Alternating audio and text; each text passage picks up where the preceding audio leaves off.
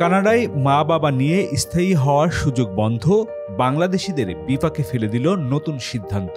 Canada তার বহুকাঙ্ক্ষিত পিতামাতা ও দাদা দাদির স্পন্সরশিপ প্রোগ্রাম বন্ধ করার ঘোষণা দিয়েছে।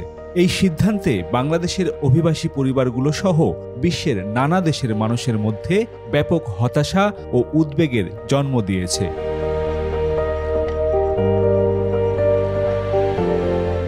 কানাডায় পরিবারের সঙ্গে পুনর্মিলনের স্বপ্ন দেখেছিলেন লাখ লাখ মানুষ, কিন্তু নতুন সিদ্ধান্তের কারণে তারা বড় ধরনের চ্যালেঞ্জের মুখে পড়েছেন।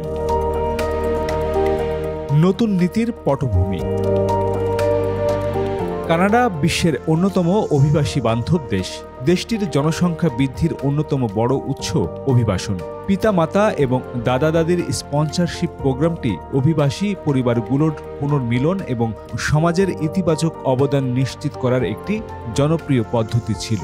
কিন্তু কানাডা সরকারের সাম্প্রতিক সিদ্ধান্ত অনুযায়ী এই প্রোগ্রামটি অনির্দিষ্টকালের জন্য বন্ধ থাকবে।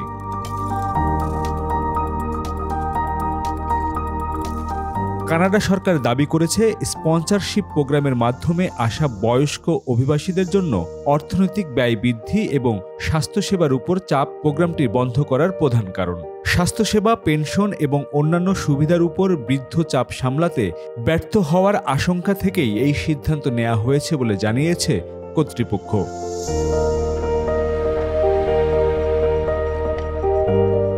বাংলাদেশ থেকে প্রতি বছর হাজার হাজার মানুষ কানাডায় স্থায়ী হতে চান। এদের অনেকেই নিজেদের পরিবারের সদস্যদের, বিশেষ করে বাবা মা এবং দাদা দাদিকে সেখানে নিয়ে যাওয়ার চেষ্টা করেন।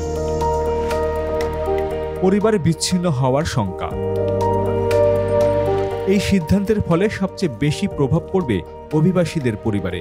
বাংলাদেশ থেকে কানাডায় গিয়ে কাজ করছেন এমন অনেকেই তাদের বাবা মাকে নিজের কাছে নিয়ে যেতে চেয়েছিলেন, কিন্তু এই সুযোগ না থাকায় পরিবার বিচ্ছিন্ন থাকার কষ্ট বহুগুণে বেড়ে যাবে।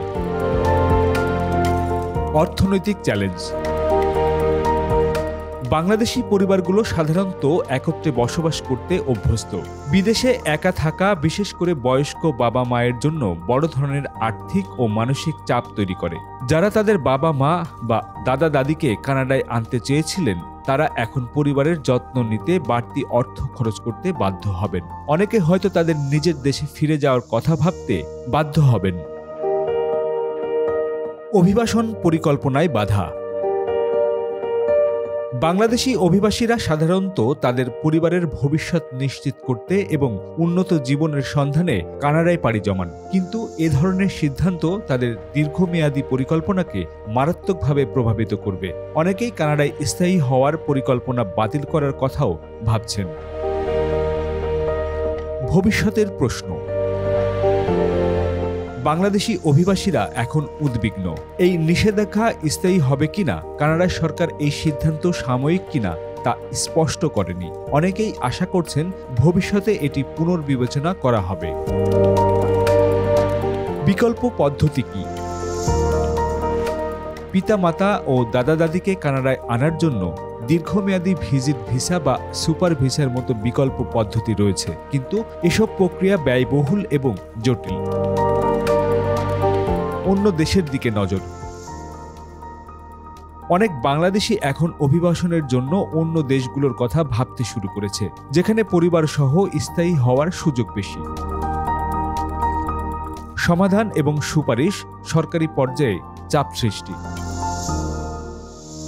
বাংলাদেশ সরকারের উচিত কানাডা সরকারের সঙ্গে আলোচনা করে বাংলাদেশি অভিবাসীদের জন্য বিশেষ বিবেচনার সুযোগ তৈরি করার চেষ্টা করা। এছাড়া অভিবাসন সংক্রান্ত নীতিতে ছাড় দেওয়ার জন্য আন্তর্জাতিক পর্যায়ে কানাডার উপর চাপ বাড়ানো যেতে পারে। বিকল্প প্রক্রিয়ায় সহজীকরণ। কানাডার সুপার ভিসা প্রোগ্রাম আরও সহজ ও সাশ্রয়ী করা উচিত।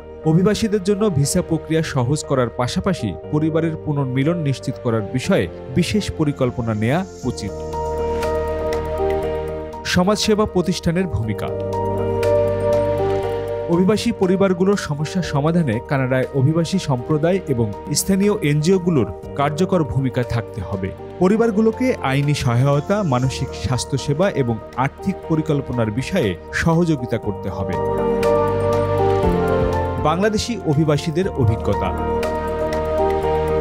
ঢাকায় বসবাসরত রাশেদা বেগম বলেন, আমার ছেলে কানাডায় থাকেন, সে আমাদের সেখানে নিয়ে যেতে চেয়েছিলেন, কিন্তু এখন সেই আশা শেষ।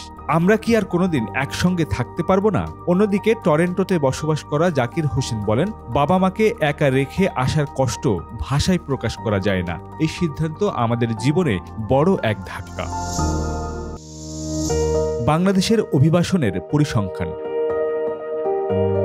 কানাডা বিশ্বের অন্যতম জনপ্রিয় অভিবাসন গন্তব্য, যেখানে প্রতি বছর হাজার হাজার বাংলাদেশি অভিবাসনের জন্য আবেদন করেন। স্পন্সরশিপ প্রক্রিয়ার মাধ্যমে পরিবারের সদস্যদের নিয়ে যাওয়া বাংলাদেশিদের জন্য একটি গুরুত্বপূর্ণ মাধ্যম। পরিসংখ্যান অনুসারে প্রতি বছর প্রায় 10,000 বাংলাদেশি পরিবার পুনর্মিলনের মাধ্যমে কানাডায় অভিবাসনের সুযোগ পান। তবে সাম্প্রতিক কড়াকড়ির ফলে এই সংখ্যাটি উল্লেখযোগ্যভাবে হ্রাস পেতে পারে বলে আশঙ্কা করা হচ্ছে। কানাডা সরকারের কারণ ব্যাখ্যা। কানাডা সরকার সম্প্রতি স্পন্সরশিপ প্রক্রিয়ার নতুন নীতিমালা প্রণয়ন করেছেন। এর মধ্যে অন্যতম প্রধান কারণ হল স্থানীয় জনসংখ্যার উপর চাপ কমানো এবং দেশের অর্থনৈতিক ভারসাম্য রক্ষা করা। আমরা চাই যে যারা কানাডায় আসছেন তারা দেশের অর্থনীতিতে অবদান রাখার পাশাপাশি নিজেদের জন্য টেকসই জীবন নিশ্চিত করতে পারেন, বলছেন কানাডার অভিবাসন, শরণার্থী ও নাগরিকত্ব মন্ত্রী। সরকারের বিবৃতিতে আরও উল্লেখ করা হয়েছে যে বর্তমান নীতিমালা কানাডার দীর্ঘমেয়াদী জনসংখ্যাগত ও অর্থনৈতিক লক্ষ্য পূরণের সহায়ক হবে। তবে এই নীতিমালা বাংলাদেশের মতো উন্নয়নশীল দেশগুলোর জন্য বড় ধাক্কা হয়ে উঠেছে, যারা কানাডায় প্রবাসী সম্প্রদায়ের উপর নির্ভরশীল। বাংলাদেশিদের বিকল্প ভাবনা। কানাডায় অভিবাসন নীতিতে পরিবর্তনের কারণে অনেক বাংলাদেশি পরিবার বিকল্প গন্তব্যের দিকে মনোযোগ দিচ্ছেন। এর মধ্যে অস্ট্রেলিয়া, যুক্তরাজ্য এবং মধ্যপ্রাচ্যের দেশগুলো উল্লেখযোগ্য। এছাড়া কিছু পরিবার নতুন অভিবাসন পরিকল্পনা করার পরিবর্তে স্থায়ীভাবে জীবিকার উন্নতির চেষ্টা করছেন। মোহাম্মদ আজম নামে একজন অভিবাসন প্রত্যাশী বলেন, আমার পরিবারের জন্য কানাডা ছিল স্বপ্নের দেশ, কিন্তু নতুন নিয়মের কারণে এখন আমরা অন্য দেশ নিয়ে ভাবছি। নতুন সুযোগ ও চ্যালেঞ্জ। কানাডার অভিবাসন নীতির এই পরিবর্তন বাংলাদেশি পরিবারের জন্য একটি গুরুত্বপূর্ণ চ্যালেঞ্জ। বিশেষজ্ঞরা মনে করেন এই পরিস্থিতি সমাধানের প্রয়োজন দ্রুত সমন্বয় এবং বিকল্প নীতিমালা।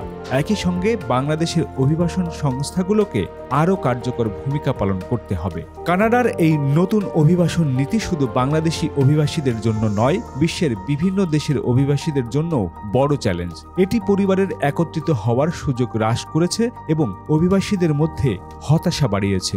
বাংলাদেশি সম্প্রদায়ের উচিত এই সমস্যা সমাধানে ঐক্যবদ্ধভাবে কাজ করার এবং বিকল্প সমাধানের জন্য প্রচেষ্টা চালানো। পরিবারের পুনর্মিলন নিশ্চিত করতে আরও কার্যকর ও মানবিক নীতিমালা বাস্তবায়নের দাবি এখন সময়ের দাবি।